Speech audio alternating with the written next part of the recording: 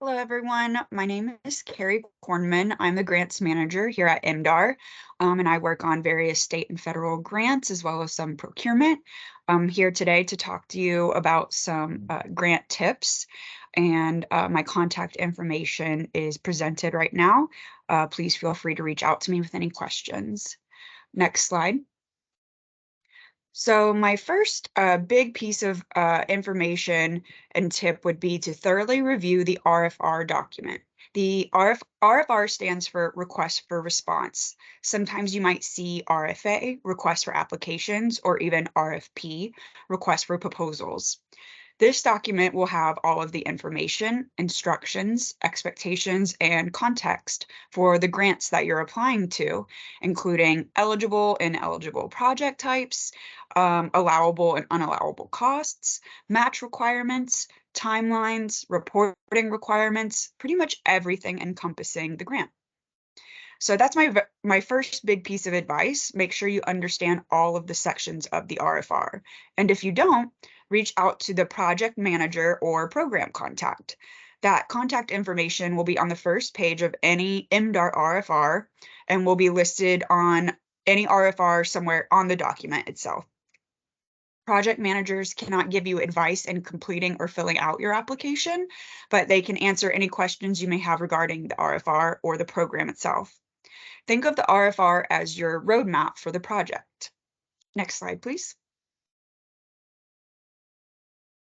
My next tip, check off every element of the evaluation criteria.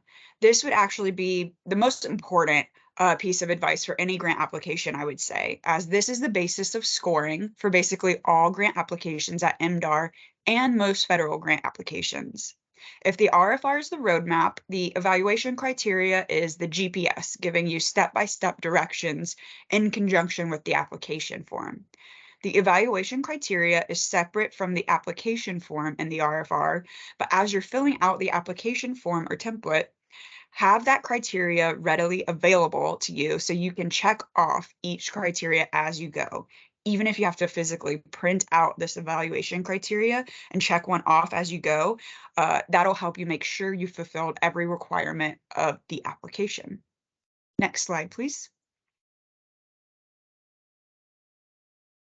Some grant applications may require extra documentation beyond just filling out the application template, like proof of permits, resumes, maps, etc.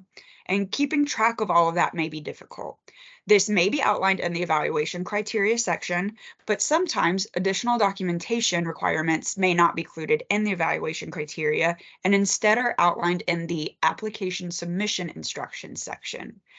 This most commonly occurs when additional documentation is required as a prerequisite of a program and is required for the project to even begin. Most RFRs will include this in the application submission instructions section. Make sure you carefully review that section to determine what all is needed for your application package, including additional required documentation and how to submit your finalized application, whether it's via email or some other submission portal or by mail. If an application requires a signature for submission, make sure that's included before you submit your final application package. Make sure all application documents, including the application package and additional documentation, if applicable, are clear and that evaluators are able to read the entire package. If you're scanning documents and attaching them to a PDF application package, make sure those scans are very clear and legible. If you're handwriting responses on an application package, ask someone to read over the application to make sure everything is crystal clear for an evaluation team to review. Allow yourself time to submit your application. Be mindful of technological issues that may occur, postage delays, or any other circumstance that may add time to the submission process. If you're sending via email, make sure you don't send it last minute. Next slide, please. You'll want to review the list of eligible and ineligible projects in the RFR. This is a quick way to see if you're on track with the project you're thinking about applying for, or even to get ideas for projects you could consider that you may not have prior. You want to express your need. This is how you'll explain to evaluators why your project is a good investment. A plus is to back up your need with data and facts. For example, implementing this project will increase my sales, productivity, or efficiency, whatever benchmark you're trying to measure, by this exact amount. That shows an evaluation team, okay, this project is fulfilling this specific gap by successfully expressing that project need. You want to have clear goals and objectives. This will show an evaluation team that you have a focused and well thought out project. Think about your framing. Instead of, with this money, I can buy this equipment, which I need. If you say, by achieving goals 1, 2, and 3 with this funding, I expect to see results of 1, 2, and 3. This also goes into the next slide. You want to show you can track and or measure your project results. If you have a system in place that shows you're going to track the success of the project over the life of the project, that's going to look more appealing to an evaluation team than a project that just simply says they expect to achieve results.